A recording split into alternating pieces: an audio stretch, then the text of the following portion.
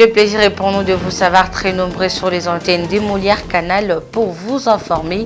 Bien avant toute chose, voici les grandes lignes d'actualité.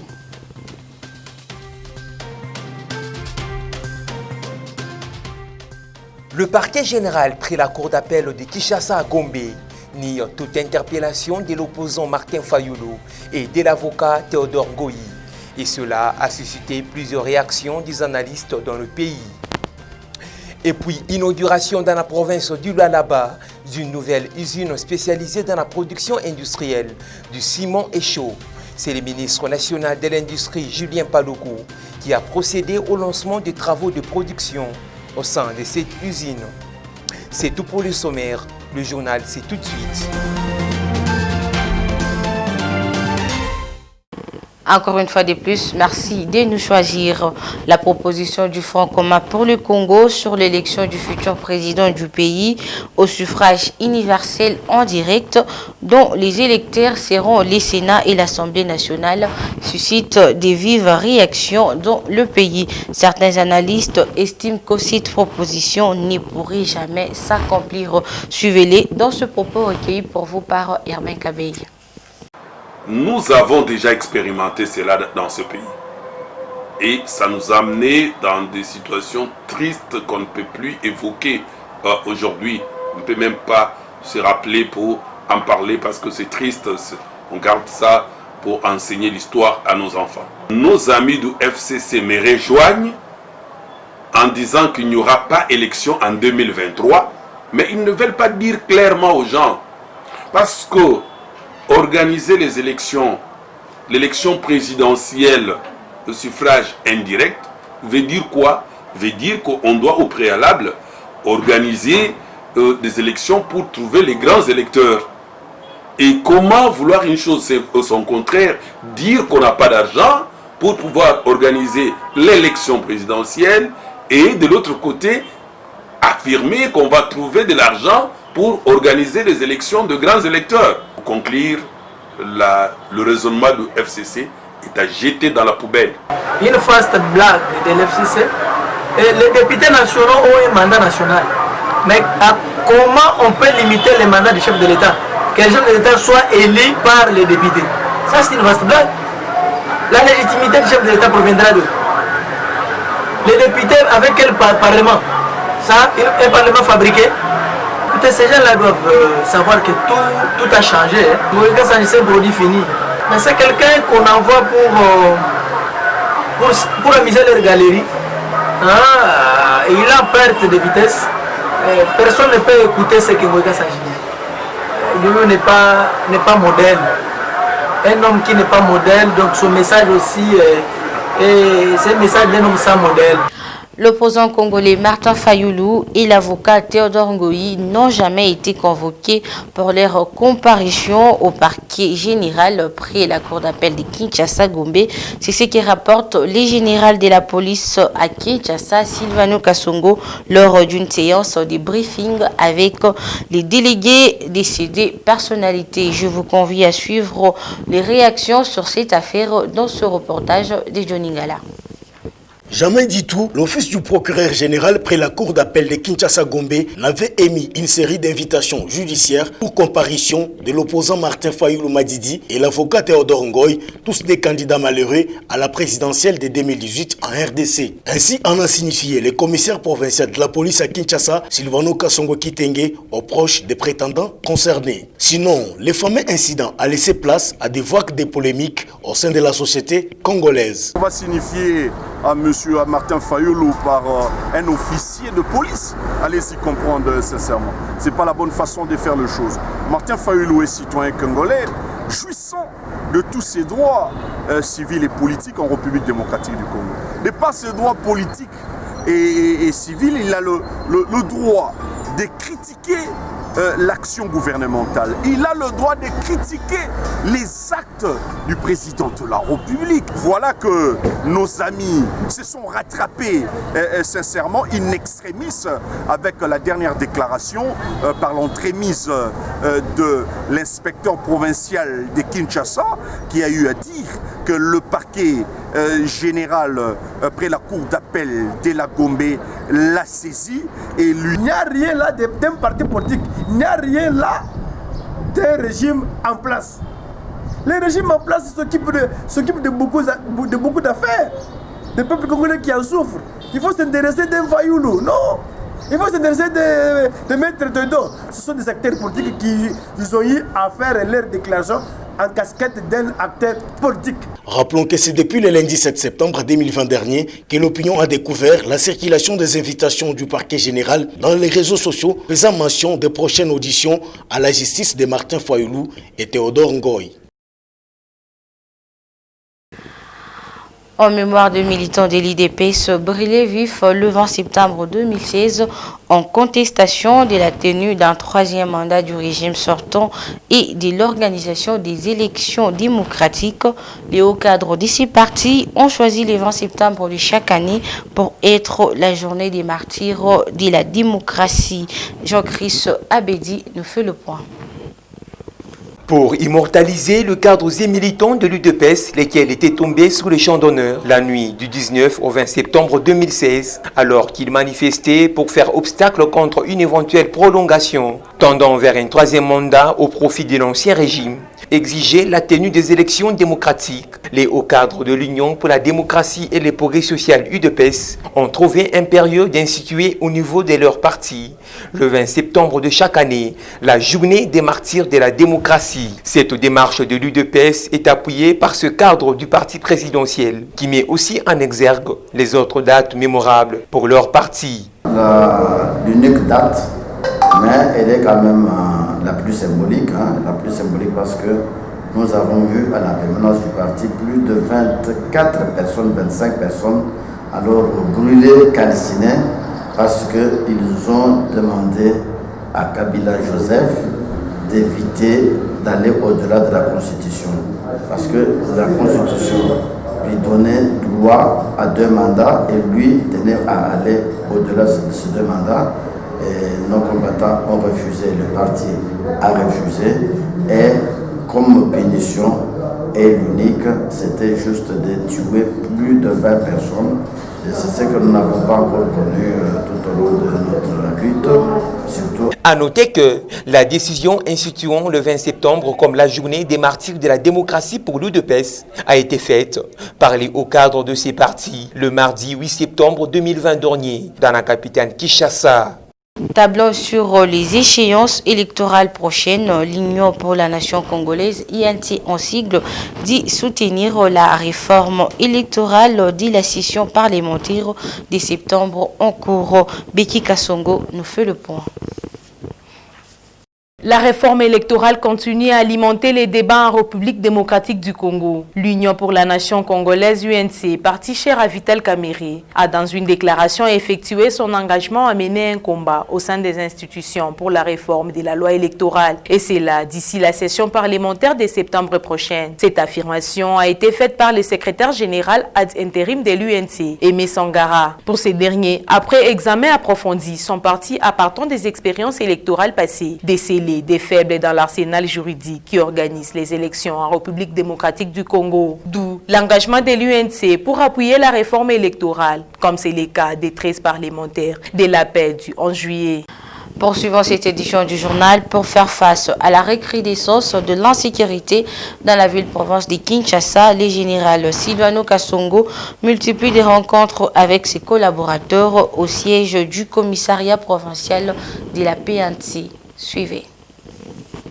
Recrudescence de l'insécurité à Kinshasa, les inciviques auteurs d'enlèvement, kidnapping et vol des véhicules doivent être traqués et mis hors d'état de nuire. Le commissaire provincial de la police ville de Kinshasa l'a rappelé à ses collaborateurs. Pour mettre fin aux pratiques meurtrières dont sont victimes les Kinoises et les Kinois, la police a lancé des opérations de contrôle des véhicules. Sur l'avenue de Libération ex-24 novembre, des voitures suspectes ont carrément pris la poudre d'escampette à l'approche de la barrière.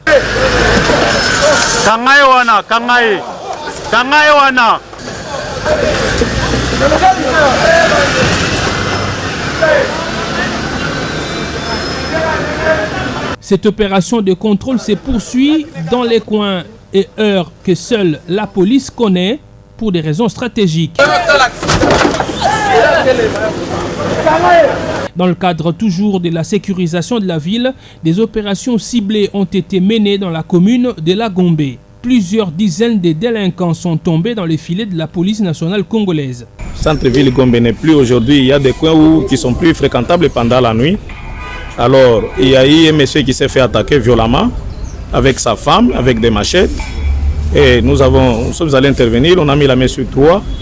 Et puis nous avons continué les enquêtes jusqu'à démanteler le reste des réseaux. Les uns habitent quartier Ngwaka, les autres habitent dans des ports presque abandonnés. À Boto, moi, c'est Kabelo na Moutou. Baïbi par téléphone, des très dangereux. Auteurs des vols, agressions et même meurtres, ces jeunes gens vont être présentés devant la justice qui, on l'espère, ne les libérera pas après simple paiement d'amende. Rendons-nous à présent dans la ville de Kolwezi. La province du Lualaba vient de se doter d'une nouvelle usine de production industrielle du ciment et chaud. La coupure du ruban symbolique des sites entreprises a été effectuée par le ministre national de l'Industrie, Julien Paluku. Plus de détails avec la presse du gouvernorat Lualaba. Désormais, sur le sol de Kolwezi, 1500 tonnes de ciment seront produites chaque jour ici à la carrière du Lualaba, Karilou en sigle. Une production de 800 000 tonnes est entrevue chaque année. Julien Paluku, ministre national de l'Industrie, s'est déplacé jusqu'à Kolwezi pour lancer enfin la production. Avec à ses côtés le gouverneur du Lualaba, Richard Mouyej-Monguenzmans, il a visité tout le circuit de production, commençant par les laboratoires, ensuite la salle de contrôle. Après la visite de ces branches, le ministre a lancé officiellement la production de ciment à la Karilou. Je profite de cette occasion pour féliciter le gouverneur pour le dynamisme qu'il a imprimé à la tête de cette province, ce qui donne l'espoir à d'autres Congolais que la décentralisation qui a été prônée par l'ancien président Joseph Kabila n'était pas un vain mot.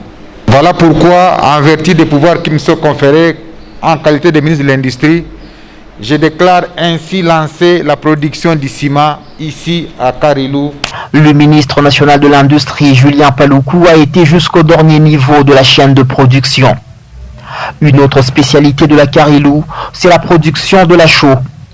Par cette même occasion, le ministre a visité tout un entrepôt de la chaux. Ici, 400 000 tonnes seront produites chaque année. L'homme le plus heureux dans l'aboutissement de ce projet, c'est Richard Mouyej-Monguenzmans, gouverneur du Lualaba.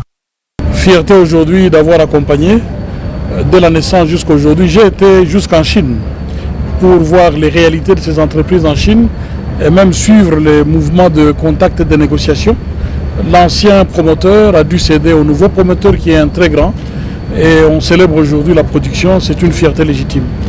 Le patron des industries en RDC, Julien Paluku, s'est dit satisfait de ce que le pays a reconsidéré le secteur industriel qui a connu une terrible régression de plus ou moins 90% en quelques décennies.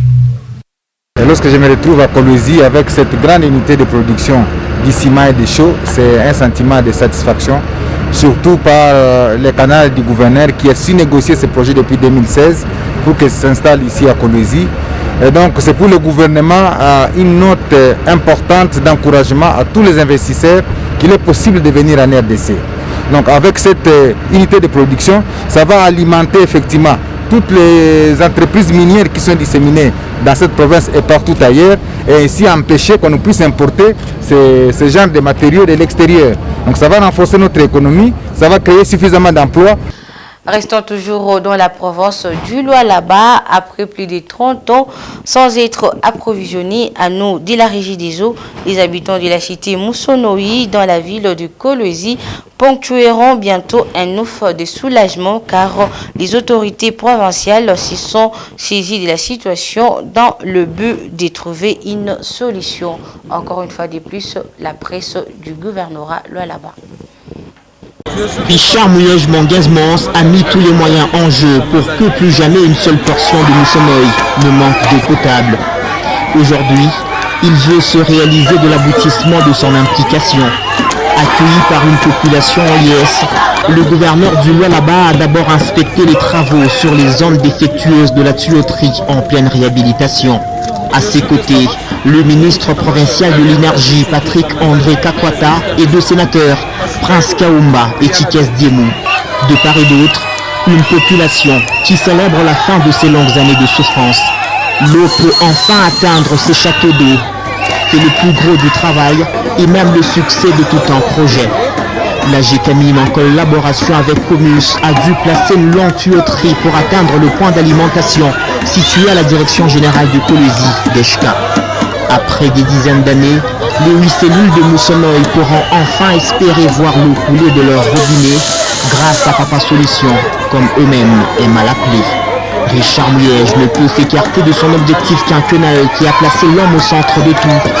Lorsqu'une réalisation peut changer le quotidien de ce dernier, il y prend plaisir. C'est depuis des décennies que la cité n'est pas desservie en eau potable. Et nous avons lancé un cri pour que les partenaires participent à cet effort. La GCAMIN et ses partenaires, Comus, ont décidé de venir apporter leur contribution pour une solution qui arrive progressivement. C'est la première phase aujourd'hui. On peut sortir l'eau de 5 km d'ici jusque dans les châteaux d'eau, parce qu'ici on n'a pas réussi jusqu'à 200 mètres, on n'a pas réussi à trouver de l'eau. Dieu merci, aujourd'hui la première phase est acquise. On a des travaux de réparation qu'il faut faire à travers différentes tuyauteries. Et ils m'ont dit que dans 2 semaines, si tout est fait, toute la cité de Moussonoï pourra être desservie. Après 3 décennies, après 30 ans, je crois que c'est exceptionnel. Exceptionnel, nous n'en dirons pas plus. Nous attendons les 2 semaines pour célébrer avec toute la population. Ces 2 châteaux d'eau ont une capacité totale de 60 mètres cubes. Dans 2 semaines, les réaménagements de la tuyauterie seront achevés. La denrée vitale pourra enfin être distribuée.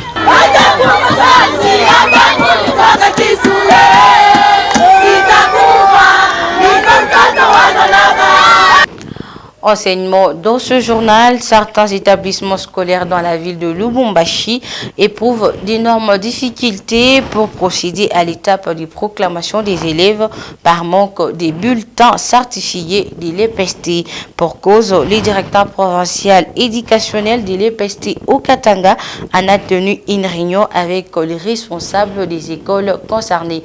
Plus de détails avec Gisèle Kabongo.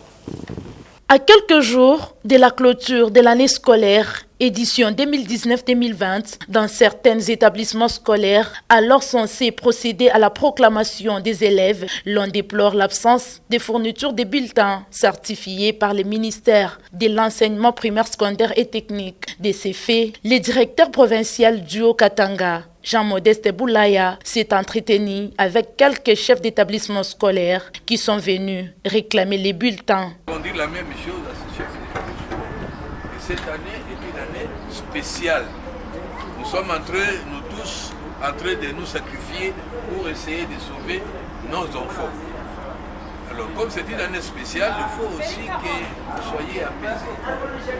Nous avions déjà, d'ailleurs, nous étions la première province à être servie en priorité, mais ce n'était pas venu à la quantité qu'il fallait passer. En outre, le directeur provincial éducationnel du Haut-Katanga est revenu pour éclairer davantage la cause du retard rencontré dans la fourniture des bulletins. Il y a insuffisance, ça c'est vrai, et il y a aussi les incohérences. Et on devait avoir tous les bulletins déjà sur notre commande, mais on a débarqué, c'est un bulletin, c'est un marchandise, pas seulement les bulletins, puisque la vie était surchargée.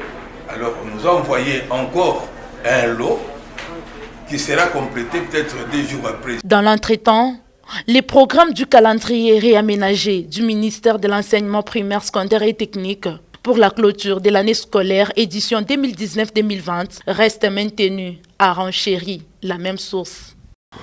Tout à fait autre chose à présent, l'observance stricte des mesures barrières édictées par les autorités du pays pour lutter contre la Covid-19 sont presque relâchées dans la population depuis la diminution des cas de contamination à l'INRB. À ce sujet, l'un des corps médicaux en RDC rappelle ici la population le respect des gestes barrières dans ce propos recueilli pour vous par Gérard Sangwa. Nous avons fait un petit constat, d'ailleurs il y a des jours j'étais à Kasumbalesa, là où j'ai constaté au niveau de la frontière, il y a un relâchement total de la part de la population. Et vous allez voir les mouvements migratoires, plus de 10 000 hommes qui traversent le Congo pour aller acheter à manger en Zambie, mais du côté de la Zambie, ce qui est important, on les exige dans les magasins, dans les shops, dans les boucheries comme chez Zambie, de porter des masques avant d'y entrer. Mais dès qu'ils quittent du côté de la Zambie, traversent le Congo, ils enlèvent le masque.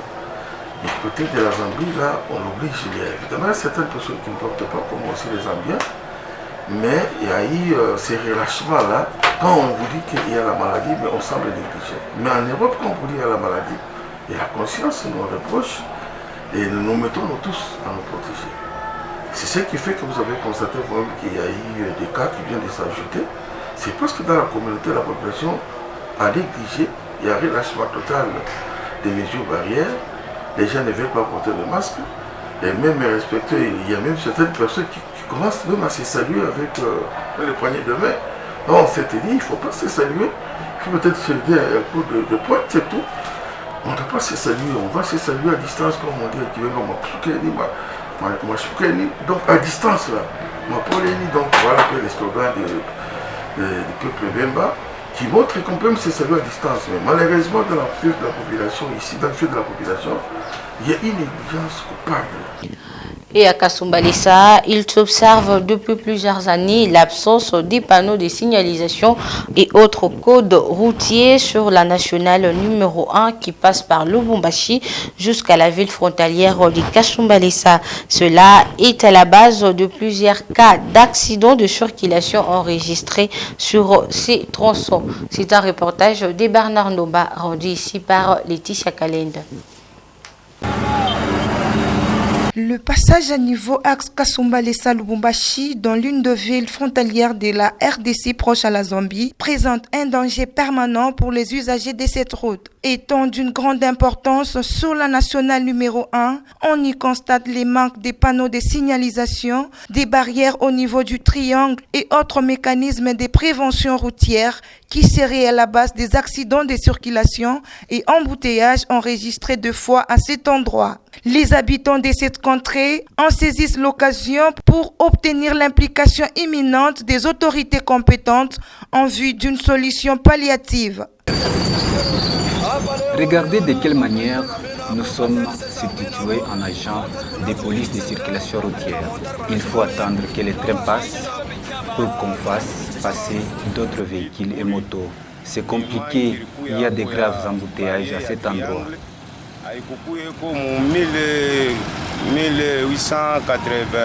1987.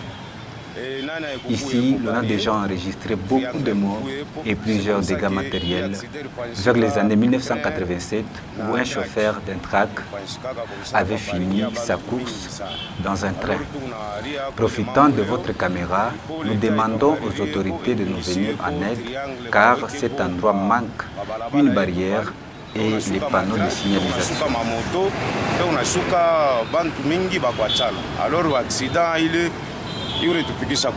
Pour l'instant, il revient donc aux autorités de trouver une solution adéquate afin de mettre fin à cette situation. Et pour terminer, la journée mondiale de sensibilisation au syndrome d'alcoolisation fœtale, initiée depuis les années 1999 par l'Organisation mondiale de la santé OMS en sigle, est à l'honneur ce mercredi 9 septembre 2020 avec comme but de lutter contre les phénomènes de consommation de l'alcool par les femmes pendant leur période de grossesse. Plus de détails avec Gisèle Kabongo. La communauté du monde entier est appelée à commémorer ce mercredi 9 septembre La journée des sensibilisations au syndrome d'alcoolisation fœtale, laquelle tire ses origines vers les années 1999 avec l'objectif d'informer le grand public et les professionnels concernés par les questions de la santé quant aux séquelles potentielles d'une exposition prénatale à l'alcool. Contacté à ce sujet, un spécialiste en gynécologie parlait des conséquences quant à ce. Il y a 3 conséquences principalement. Donc, il y a notamment une diminution de la croissance du fœtus pendant la grossesse ou de l'enfant après la naissance. Donc, il y a aussi notamment des anomalies au niveau du système nerveux central. Ça signifie que le cerveau diminue de volume, il y aura des troubles neurologiques. En fait, il y aura un handicap mental. Un retard mental, c'est surtout cela. Et aussi, il y a des anomalies au niveau du visage, telles que nous allons montrer sur le visage d'un enfant. Vous voyez que c'est un visage aplati avec des petites fentes palpébrales au niveau des paupières. Donc, c'est un enfant qui a un visage caractéristique parce que sa mère consommait beaucoup d'alcool pendant la grossesse. Il faut noter que la première cause de l'handicap mental non génétique dans les pays occidentaux est due à la consommation d'alcool pendant la période de grossesse chez les femmes. Voilà qui met complètement fin à cette édition du journal sur les antennes des Molières Canal. Merci de nous avoir suivis depuis la ville province de Kinshasa.